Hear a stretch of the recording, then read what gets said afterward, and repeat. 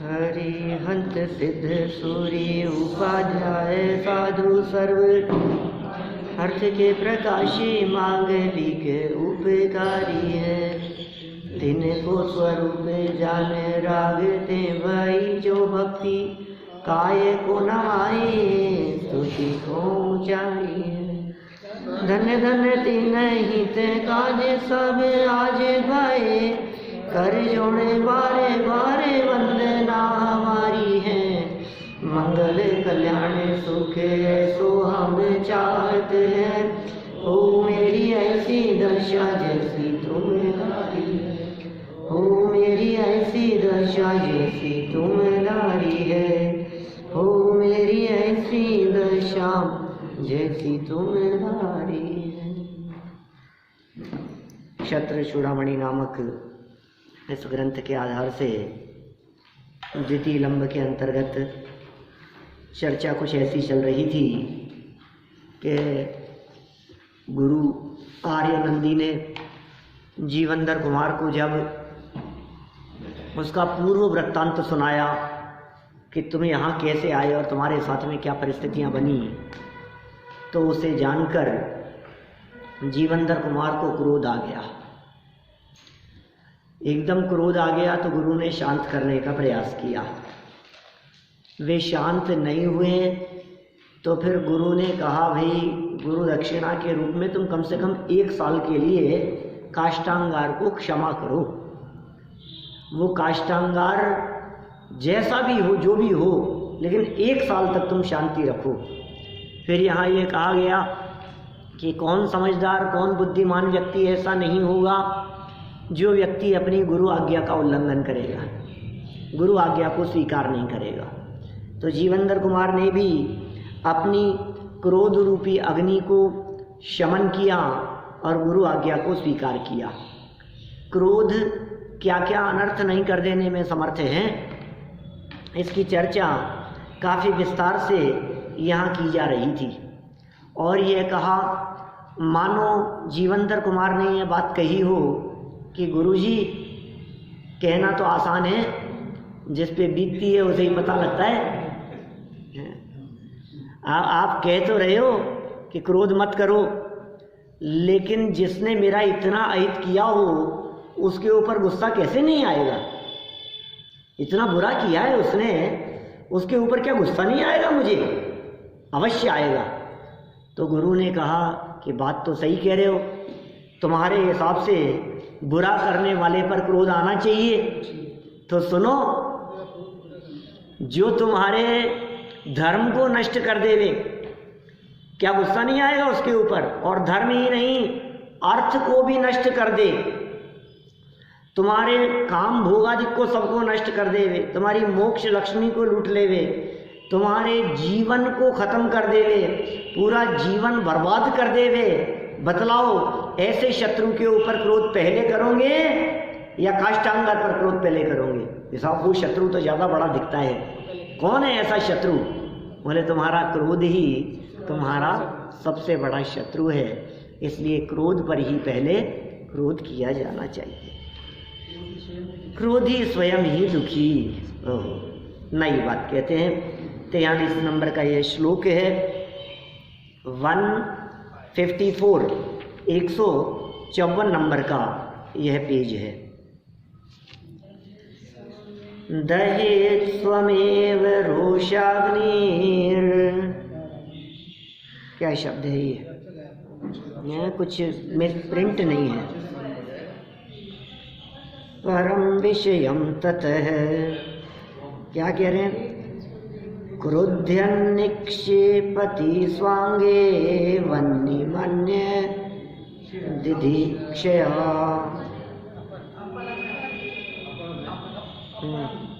कोई बात नहीं। देखो क्या कह रहे हैं, अत्र है नीति। नीतिकारों का श्लोक है।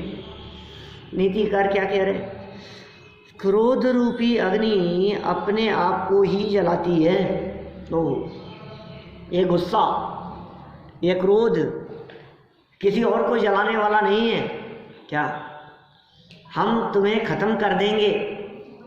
इस तरह कोई क्रोध में किसी दूसरे को नष्ट करने का प्रयास करे तो भाई सुनो, वो तो नष्ट होगा कि नहीं होगा, लेकिन इस क्रोध रूपी अग्नि में तुम स्वयं ही जल रहे हो। कहते हैं ना, जलते हुए अंगारे फेंककर यदि किसी को जलाने का प्रयास किया जाए तो स्वयं के हाथ तो पहले ही जलेंगे। क्या?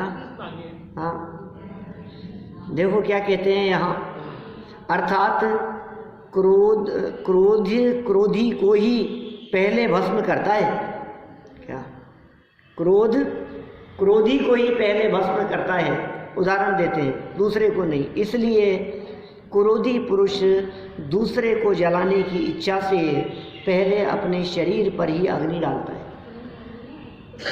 किसी व्यक्ति ने अंगारे जल रहे थे और सामने वाले को जलाने के लिए हाथ से उन अंगारों को उठाया और उस पर मारा, जला दूंगा इसको, तो भैया वो तो पता नहीं निशाना लगेगा कि नहीं लगेगा, उस पे जाएगा कि नहीं जाएगा, कहीं ऐसा न हो जाए कि वो बच जाए, ऐसा भी तो हो सकता है।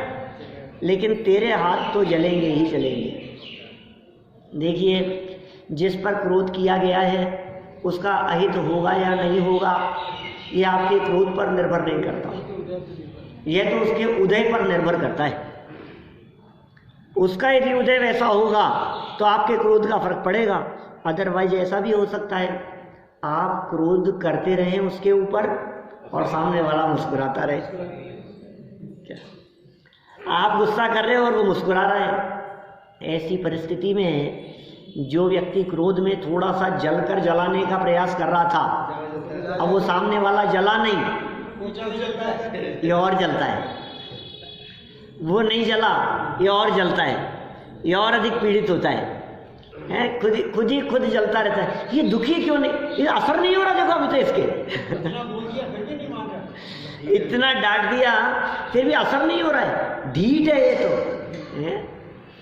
तो माने ये स्वयं ही पीड़ित होता रहता है। यह बात यहाँ आचार्य देव कह रहे हैं। देखिए आप, दूसरे को जलाने की इच्छा से पहले अपने शरीर पर ही अग्नि निक्षिपति डालता है। सरलार्थ, क्रोधाग्नि, क्रोध रूपी अग्नि क्रोध करने वाले को ही जलाती है। क्रोधी जिस जीव पर क्रोध करता है उसे नहीं जलाती, सामने वाले को नहीं जलाती। क्रोध अग्नि की बात कर रहे हैं, वो बाहरी अग्नि तो किसी और को जलाने के में निमित्त बने, ये क्रोध रूपी अग्नि किसी और को नहीं जलाती। क्रोध करने वाला दूसरों को जलाने के लिए अंगारे को उठाता है तो पहले उसके ही हाथ जल जाते हैं। देखिए विशेषार्थ, यहाँ जलाने का अर्थ दुखी करना ही समझना चाहिए। भाई जलाने का मतलब क्या है? जल रहा है, ये काय में जल रहा है? देखो कैसे जलन हो रही है, देखो कैसे जल रहे हैं। किस में जल रहे हैं भाई? ईर्ष्या से, क्रोध से, खेद खिन्नता से, शोक मग्न होकर ये जलता है अंदर ही अंदर, आग जल रही है अंदर में। अब देखो वो अंदर की जो जलती हुई आग है, वो जलती हुई आग कभी कभी जैसे अंदर जल रही है ना, तो दरवाजा कौन सा निकलने के लिए अरे ये थोड़ा सा मुंह फाड़ता है और वो अंदर की आग बाहर लपटें निकलती हुई दिखाई देती है उसकी। अब ये कितनी निकलती है अंदर से, तो ये जो है ये इसको कहता है कि मैं इस आग से सामने वाले को जला दूंगा, लेकिन तेरा ये तो पहले जल रहा है हृदय अंतरंग, तो सावधान रहे, किसी दूसरे को जलाने का प्रयास मत कर, स्वयं पहले जलेगा। विशेषार्थ, यहाँ जलाने का अर्थ दुखी करना ही समझना चाहिए। जलाना माने क्या होता है? हमने जला दिया माने दुखी कर दिया। क्रोधी दूसरे को दुखी अपमानित करने की भावना से अपमान कर देंगे, इसका बेइज्जत कर देंगे, इसको दूसरों के सामने बातें ऐसी बतलाएंगे कि देखो फिर देखो आप फिर कहीं के नहीं रहेंगे ये। ऐसे ऐसे ऐसे क्रोध के अंदर कोई व्यक्ति दूसरे को ये कहे मेरे को 2 मिनट लगती है तुम्हारे को उतार देने में, क्या उतार देंगे सबके सामने तुम्हारे को, तो उतार दो भाई। देखो क्या कह रहे हैं, ये यहाँ जलाने का अर्थ दुखी करना ही समझना चाहिए। क्रोधी दूसरों को दुखी अपमानित करने की भावना से स्वयं ही नियम से दुखी होता है। नियम बना दिया यहाँ, माने आप ऐसा न समझ ले में कि दूसरे व्यक्ति को अपमानित कर दिया है। कौन किसको अपमानित करे, कौन किसको बेइज्जत करे, बोलो। बड़े बड़े विद्वानों ज्ञानी धर्मात्माओं को लोग बेइज्जत करने के लिए क्या क्या नहीं कर देते। हम आपसे पूछते हैं, ये थे ना सेठ सुदर्शन, क्या सेठ सुदर्शन को बेइज्जत करने के लिए रानी ने कितने षड्यंत्र नहीं रचे, बोलो आप। क्या हुआ, कैसी परिस्थिति, घटना पता है ना सबको। सेठ सुदर्शन की घटना मनोज जी सब नहीं ध्यान नहीं पढ़ी। सेठ सुदर्शन के नाम से पूरी 100-125 पेज की किताब है, पूरा उसका सुदर्शन चरित्र है वो, संक्षेप में वो पढ़ो आप। रानी ने उसको बुलाने का प्रयास किया, क्या मना कर दिया उसने, बिल्कुल उलझे नहीं, फंसे नहीं उस चक्कर में, रानी के चक्कर में। तो वे अष्टमी चतुर्दशी के दिन वो शमशान में ध्यान किया करते थे नग्न होकर, क्या तो षड्यंत्र रच करके उस पर कपड़ा डाल करके उसे उठवा लाई वहां से ध्यान मग्न को। अब जब दरवाजे खोले गए तो सुदर्शन सेठ अंदर मिला रानी के, वहां रानी के महल में। अब सोचो आप, नग्न अवस्था में वो दिख रहे हैं वहां, और सारा जगत देख रहा है, समाज देख रहा है। अब क्या सफाई देवे बोलो उस संबंध में। वो विश्वास करने का बोलना क्या है, तुम जो उचित समझो, जो सजा तुम्हें देनी हो तो दो, बोलो। क्या स्थिति हुई होगी, कल्पना कर सकते हो आप। बिना गलती, कोई गलती नहीं है। फिर किसकी गलती थी? सुदर्शन की गलती नहीं थी, तो रानी की गलती थी, सुदर्शन की भी गलती थी। सुदर्शन की गलती थी, अभी नहीं, कभी कोई गलती रही होगी जिसके कारण ऐसा लांछन लगा। आप लोग सब घबरा गए।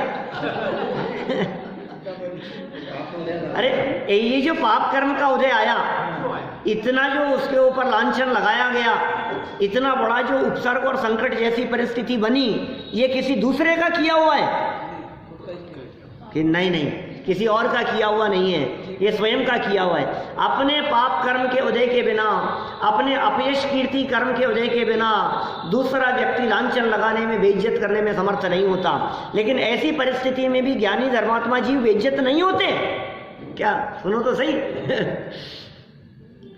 जगत के जीव ये समझ रहे हैं हमने इनको बेइज्जत कर दिया, हमने इनकी इज्जत उतार दी। कि सुनो तो सही, उनसे तो पूछो, वे अपने स्वरूप में मग्न हैं, ठीक है, देख रहे हैं नाटक जो हो रहा है, उसको खेल को देखने वाले हैं। सूली पे चढ़ा दो इनको, सेठ सुदर्शन को। राजा ने आज्ञा दी, एक शब्द नहीं बोले। पत्नी क्या हालत हो रही होगी, परिवार की क्या हालत हो रही होगी, क्या देख रहे होंगे, सारा समाज, सारी दुनिया देख रही है। राजा ने सूली पर चढ़ाने का संदेश दे दिया है, निर्देश दे दिया गया है। अब क्या होगा बतलाओ, क्या बोलो। अब ऐसी स्थिति में वो शील की परीक्षा थी, संयम की, कोई बात नहीं। स्वर्ग से देव प्रकट हो गए। मैं आपसे पूछता हूँ, वो तो स्वर्ग से देव प्रकट हो गए और उनकी सूली भी सिंहासन बन गई। क्या, यदि पाप कर्म का उदय ज्यादा तीव्र होता, क्या, और वो देव नहीं आते तो क्या होता? आयुकर्म पूरा हो जाता, कोई बात नहीं, आयुकर्म पूरा हो जाता, जीवन पूरा हो जाता। फिर क्या हुआ? फिर क्या किया उन्होंने सूली सिंहासन हो जाने के बाद में? फिर तो शांत से रहे होंगे। निर्दोष सिद्ध हो जाने पर राजा चरणों में पड़ गया, बस तो स्थिति सामने आ गई। नहीं, दीक्षा ले ली इस प्रसंग को देखने के बाद में। अब घर नहीं आए, वो दीक्षा ले ली उन्होंने और पटना से मोक्ष गए। पटना आ रहा, बोलो आप। सेठ सुदर्शन मोक्ष चले गए वहां से, गुलजार बाग। कैसी परिस्थितियां बन जाती है। बात ये है कि गुस्सा आएगा कि नहीं आएगा, ये कह रहे हैं दूसरे को दुखी कर दिया, अपमानित करके, अपमानित कर दिया। रानी ये सोच रही है कितना दुखी किया मैंने, तूने दुखी किया कि उन्हें वैराग्य दिला दिया। बोलो कितना दुखी किया। तुम्हारे इस प्रकार अपमानित करने से वे दुखी नहीं हुए, वे वैरागी हो गए, वे विरक्त हो गए। ज्ञानी जीव अपमान से दुखी नहीं होते, क्योंकि वे अपमान को अपने पूर्वकृत किए गए पाप कर्म का फल जानते हैं। वे अपमान से दुखी नहीं होते, वे जगत के स्वरूप को देख करके विरक्त हो जाते हैं, वे वैरागी हो जाते हैं। कोई बात नहीं, ठीक है, क्या करो आप, ऐसा ही उदय है, ऐसी परिस्थिति बननी है, विरक्त हो जाएगा, वैरागी हो जाएगा। दीक्षा ले ली उन्होंने। देखो अपमानित करने की भावना से स्वयं ही नियम से दुखी होता है। अब रानी कितनी दुखी हुई होगी बताओ। अच्छा, और अपमानित करके हासिल क्या हो गया ये बताओ।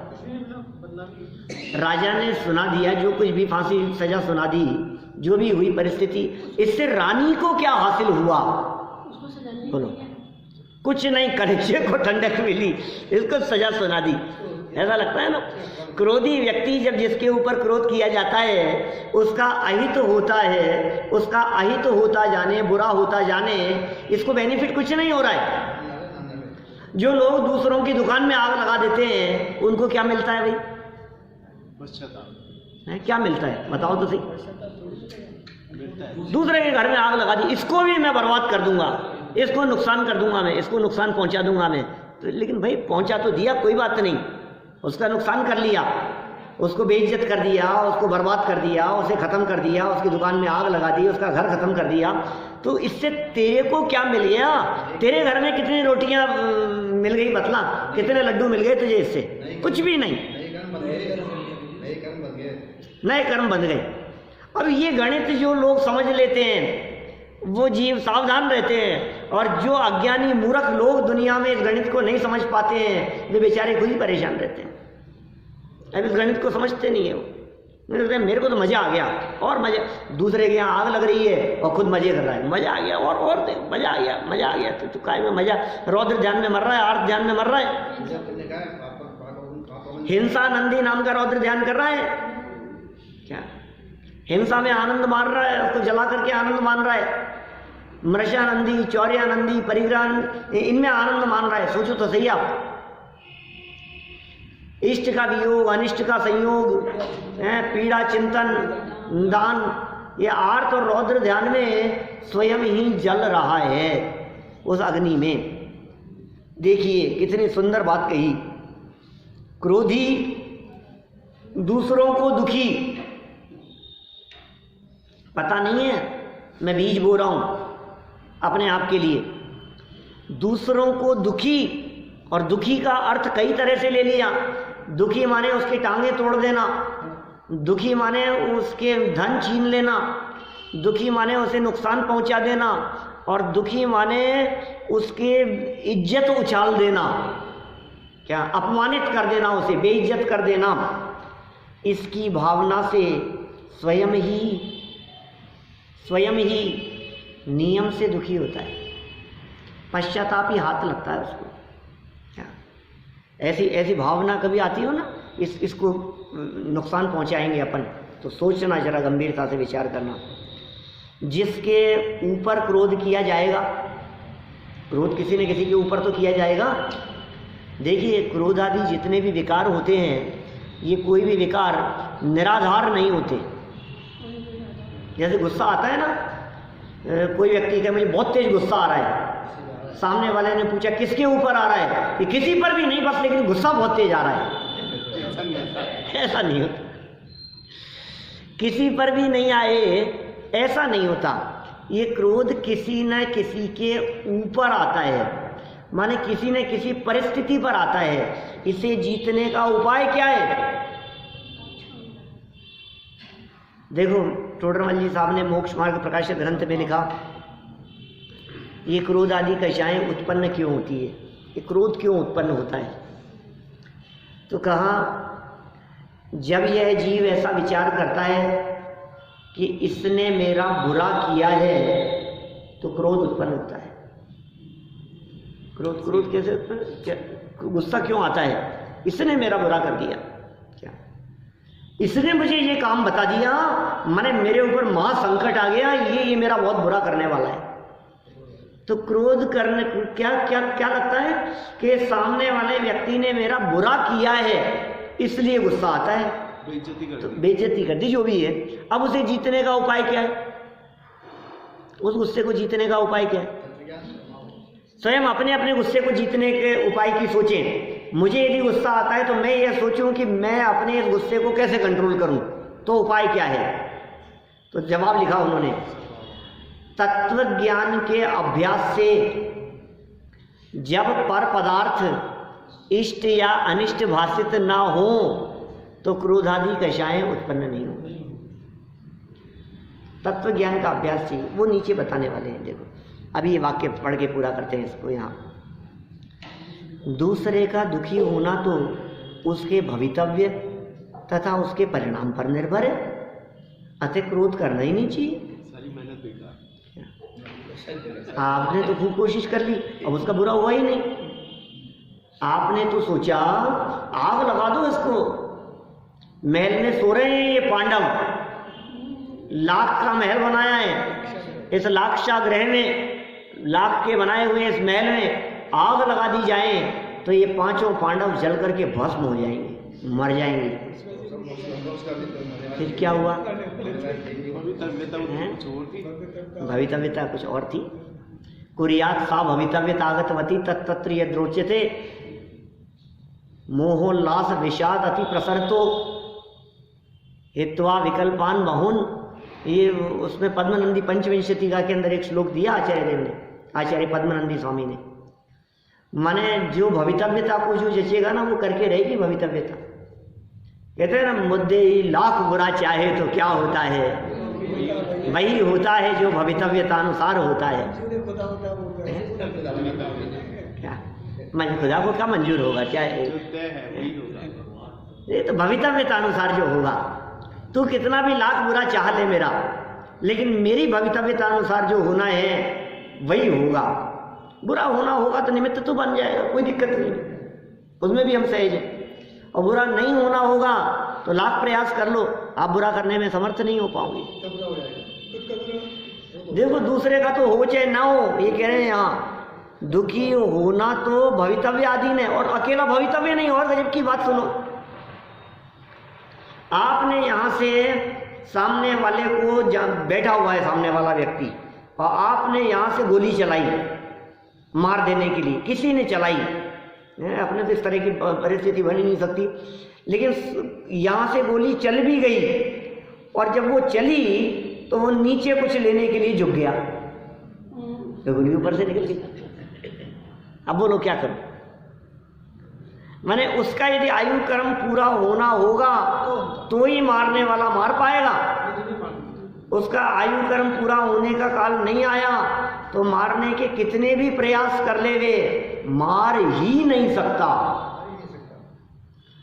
निज आयु क्षय से मरण हो, यह बात जिनवर ने कही, तुम मार कैसे सकोगे जब आयु हर सकते नहीं। आयु को यदि तू चुरा ले क्या, तब तो मार दिया, आयु हर नहीं सकता है।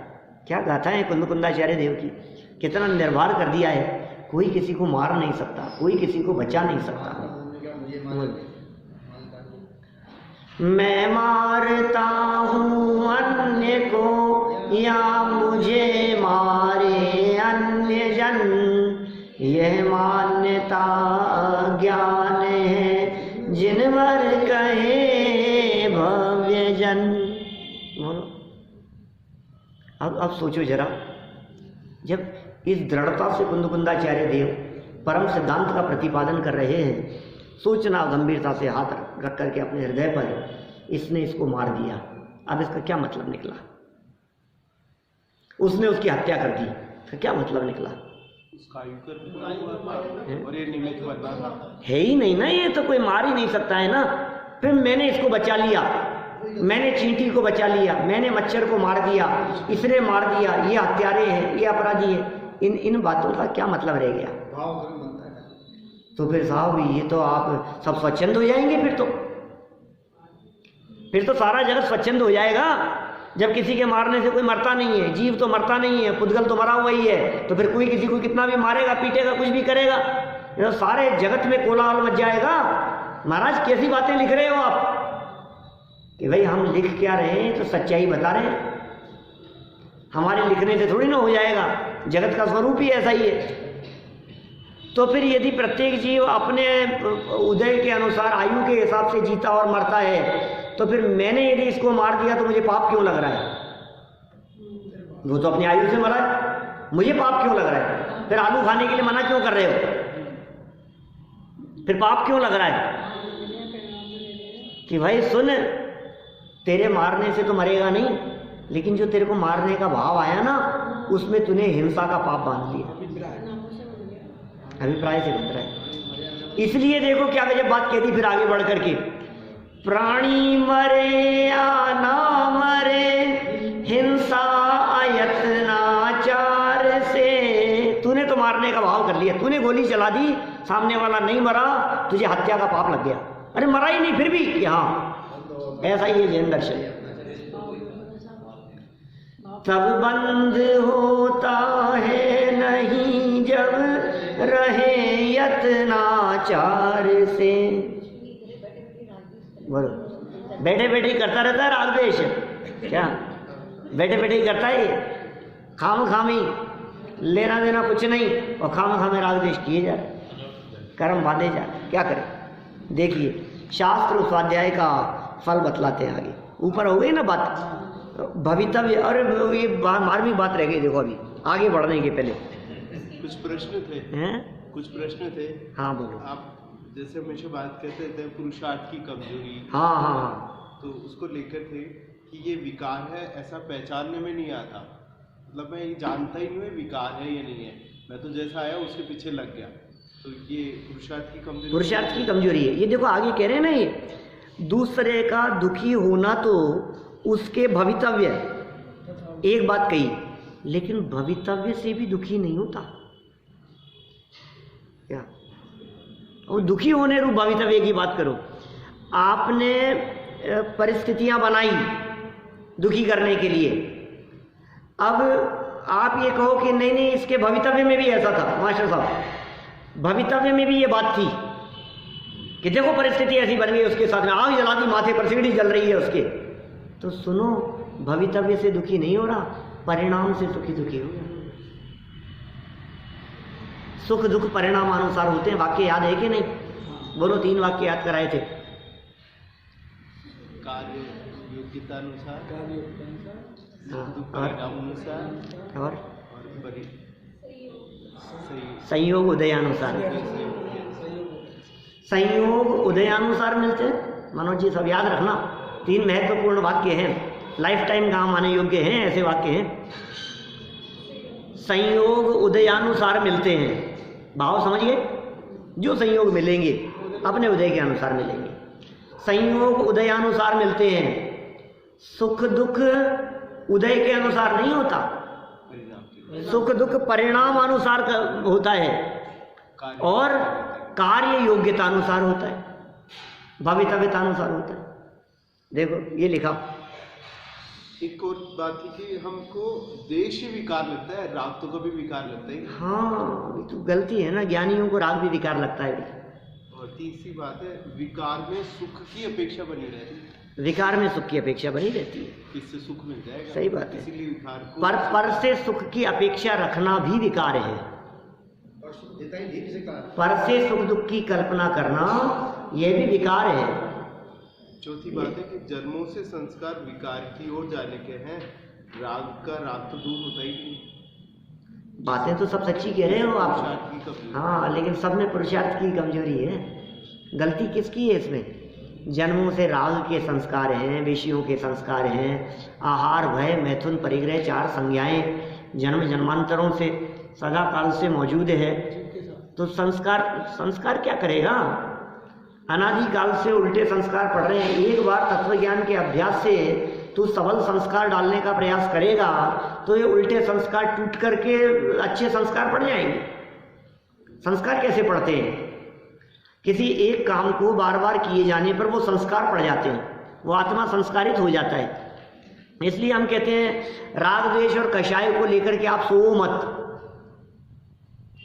आप यदि उस राग द्वेष कषाय के साथ में सो रहे हैं तो क्या होगा? पूरी रात भर वैसे चल वो संस्कार पड़ रहे हैं, वो छप रहा है। इस आप कोशिश तो बहुत करते हैं फिर भी नहीं हो पाता है, तो फिर इसका मतलब होनहार कुछ ना कुछ गलत दिशा को दिखा रही है। भवितव्यता में कुछ अहित होने के संकेत नजर आ रहे हैं। आपकी संभावना हो तो अपने पुरुषार्थ पूर्वक कुछ रोको तो रोक लो, बचाने का प्रयास कर लो तो कर लो, होगा तो वही जो होना है। आपके प्रयासों से बचना होगा तो बच जाएगा, और नहीं बचना होगा तो फिर जो होगा क्या करोगे? वो संस्कार कैसे पड़ रहे हैं? अब हम कह रहे हैं देखो अभी दिनवाणी सुनने के लिए आया, तो कहा साहब मैं क्या करूं, सुनने के लिए तो आया हूं, लेकिन संस्कार तो वही है पुराने कि सुन और ज्यादा सुन। फिर भी संस्कार तो पुराने कि और अभ्यास कर। ये संस्कार तो वही है कि नहीं और अभ्यास कर, और अभ्यास कर, और चिंतन कर, और चिंतन कर। धीरे धीरे करके वो संस्कार कम होने लग जाएंगे और ये संस्कार मजबूत होने लग जाएंगे।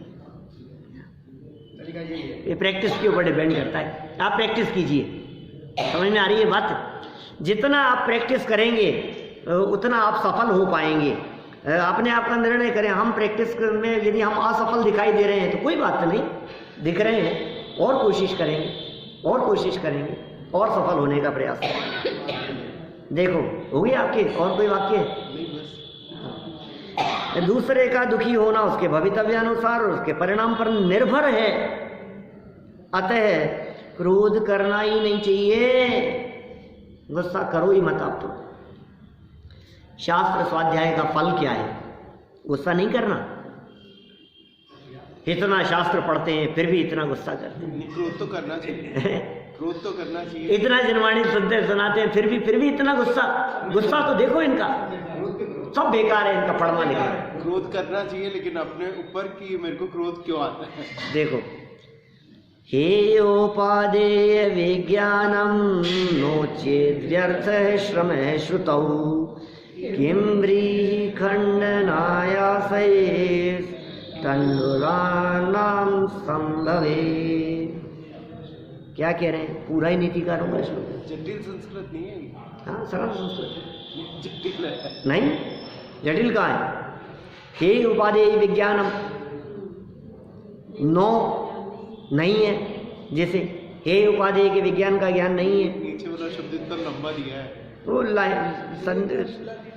संधि है उसकी, विच्छेद करके देखो। देखिए पूरा नीतिकारों का श्लोक है।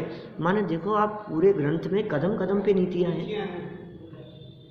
हमें ऐसा लगता है या तो नीति का कोई मूल ग्रंथ हो जिसमें नीति शतक जैसा है, जो नीति का ही ग्रंथ है।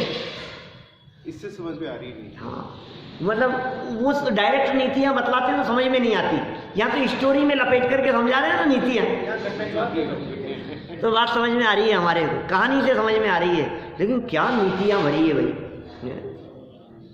यदि हे व उपादेय का ज्ञान नहीं है तो शास्त्र संबंधी परिश्रम करना व्यर्थ है, बेकार है। सारा शास्त्र पढ़ना, तो अच्छे बुरे की खबर नहीं है तुझे। तेरे को इतनी शिक्षा दी है जीवन भर मैंने, और तू अपना भला बुरा नहीं पहचान पा रहा है।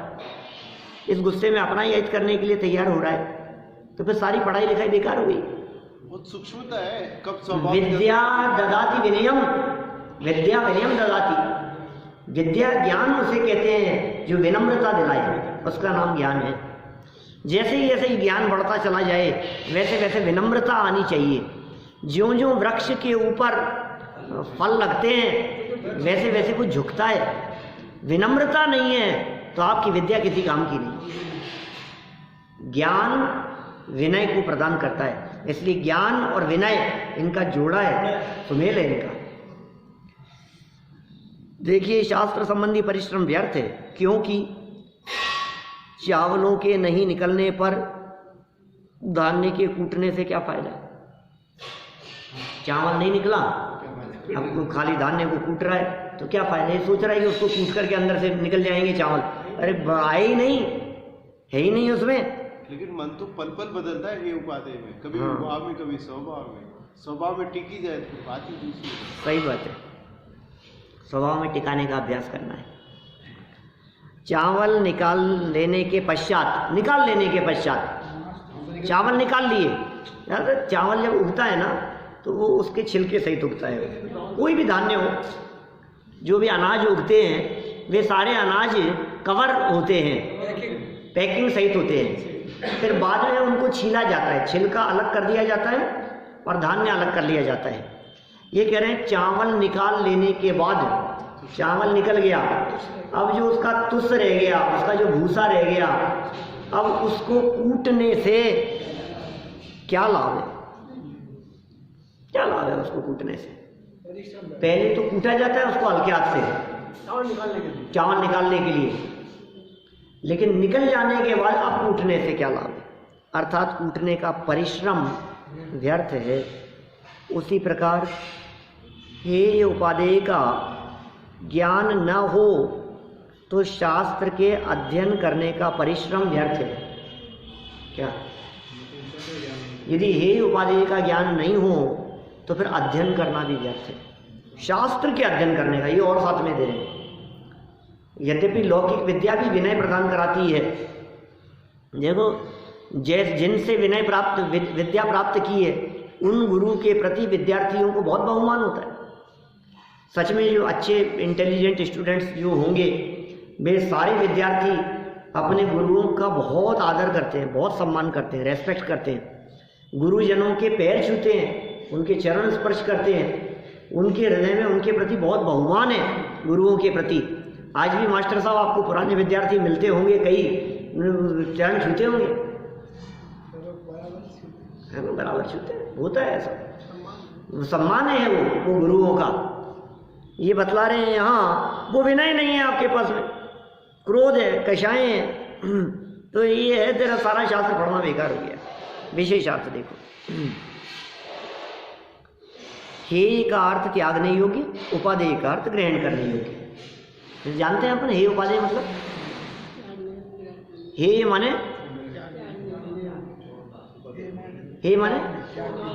छोड़ने योग्य और उपादेय माने ग्रहण करने योग्य। जी अब सुनना, बड़ी बड़ी गजब की बात कह रहे हैं। ये बात हमने बनारसी दास जी की चिट्ठी में पढ़ी थी क्या? मोक्ष मार्ग प्रकाशक परिशिष्ट में पढ़ी थी हमने। ये कब पढ़ी थी? अभी नहीं। मोक्ष मार्ग प्रकाशक अभी तीसरी बार चलाया था, अभी नहीं, सेकंड बार जब चलाया था 2007 की बात कर रहा हूँ। फर्स्ट बार चलाया था 1994-95 में। तो जब सेकंड बार जब चलाया था तो हमने पीछे के परिशिष्ट जो थे उन परिशिष्ट में बनारसी दास जी की निमित्त उपादान चिट्ठी में शायद ये चर्चा है, वहीं है ये चर्चा। उसमें एक पेज पर नीचे उन्होंने कहा हेय किसे कहें और उपादेय किसे कहें, और हमने 2-4-5 दिन उसकी चर्चा की, 4-5 दिन उसकी चर्चा की हेय उपादेय के स्वरूप के संबंध में। फिर मैंने एक हेय गेय उपादेय इसके ऊपर एक प्रवचन किया मुंबई में, घाट के ऊपर में। उन्होंने अलग अलग एरिया में होते थे प्रवचन, हेय गेय उपादेय। तो अभी ये देखो जरा, पहले एक बार पढ़ लें अपन, फिर मैं वो कुछ बिंदु आपको देने का प्रयास करूंगा। मुझे घड़ी दिख रही है, समय हो गया है। क्या हेय गेय उपादेय किसी प्रकरण में होगा, कहीं कोई चर्चा आई होगी। इनमें बड़ा कंफ्यूजन होता है।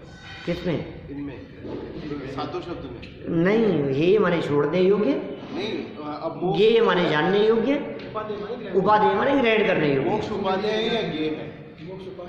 गेय तो सातों हैं, जानने योग्य तो सभी हैं, फिर उपादेय है वो, पूर्ण उपादेय है, पूरी तरह से ग्रहण करने योग्य। अब ये बता रहे हैं आप, जीव अजीव आश्रव वंद संवर निर्जरा और मोक्ष, ये 7 तत्व हैं। जानने की अपेक्षा तो ये 7 तत्व उपादेय हैं। गेय का अर्थ जानने योग्य, 7 ही जानने योग्य हुए ना, ये मतलब सातों जानने योग्य, जानने की अपेक्षा बात करो। अतः क्रम से सातों तत्वों का हे ये उपादेयपना सिद्ध करते हैं। अब इन सात तत्वों का हे ये उपादेयपना बतला रहे हैं। अब इनका हे ये उपादेयपना जानकर मार्मिक बातें विचार करना। मुझे वो ध्यान आ रहा है 2007-8 में वहाँ किया गया वो प्रवचन घाट के ऊपर में जो किया था, मुझे लोगों के चेहरे दिख रहे। 10-12 साल पुरानी बात हो गई, 10-11 साल हो गए। देखो क्या कह रहे हैं, जीव तत्व मोक्ष मार्ग प्रकट करने के लिए तथा साक्षात मोक्ष की प्राप्ति के लिए भी आश्रय करने की अपेक्षा यह त्रिकाली निज शुद्धात्मा जीव तत्व उपादेय है एवं ध्यान का ध्येय होने से परम उपादेय है। ये तो जीव तत्व की बात हो गई, बराबर। पर जीव क्या है? ध्येय हो गया। हाँ, पर जीव ध्येय हो गया। अब सुनो, अब गजब की बात तो यहाँ से निकलती है सारी की सारी। जो मार्मिक बिंदु हैं ये सब यहाँ से निकल रहे हैं। अजीव तत्व न हेय है और न उपादेय है, यह तो मात्र हेय है। याद कर लेना इसको। यदि राग लगा पड़ा है तो हेय होगा ना, फिर तो अजीब तत्व। मैं कल करूँगा चर्चा, मैं आज नहीं कर रहा इसके, अभी तो एक बार पढ़ देता हूँ इसको। अभी तो इतना याद कर लो आप, जीव तत्व क्या कहा? आश्रय करने की अपेक्षा परम उपादेय, ठीक है। अजीव तत्व क्या है? हे गेय उपादेय, गेय हे नहीं है, उपादेय नहीं है, गेय मात्र। याद रखना कल तक। अपेक्षा है नहीं, एक ही बात है इसमें कोई अपेक्षा नहीं, एक ही बात है, बस गेय ही है वो। नंबर तीसरा चौथा, आश्रव तथा बंध तत्व साक्षात दुख रूप एवं आगामी काल में भी दुख कारक होने से हे।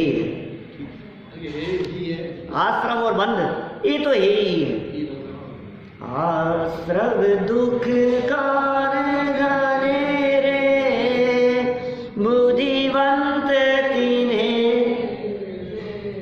दुख रूप है, दुख का कारण है, हे है। संवर तथा निर्जरा तत्व, इनका क्या हाल है भाई? मोक्ष मार्ग स्वरूप है, जो आंशिक शुद्ध व सुख रूप होने से प्रकट करने की अपेक्षा उपादेय है। आंशिक उपादेय, प्रकट करने की अपेक्षा से उपादेय है, ठीक है। और मोक्ष तत्व साध्य है और प्राप्त करने की अपेक्षा सर्वथा उपादेय है। चलो अभी जीव को छोड़ो, ये उपादेय है प्रकट करने के लिए। मिलता है, मांगने से भले ही नहीं मिलता, लेकिन ग्रहण तो करना चाहता है ना। ग्रहण करने योग्य है, ग्रहण करने योग्य है।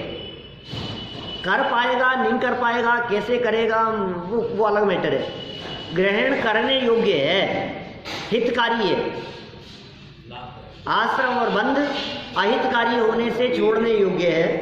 संवर निर्जरा और मोक्ष हितकारी होने से ग्रहण करने योग्य है। वो अहितकारी होने से छोड़ने योग्य थे, ये हितकारी होने से ग्रहण करने योग्य है। अजीव तत्व मात्र गेय है और जीव तत्व श्रद्धान करने की अपेक्षा से परम उपादेय है। इस तरह हमने ये उपादेय का बंटवारा 7 तत्वों में किया। कल इसके मर्म को समझते हुए फिर आगे तत्वज्ञान का जो फल यहाँ बतलाया है उसकी चर्चा करेंगे।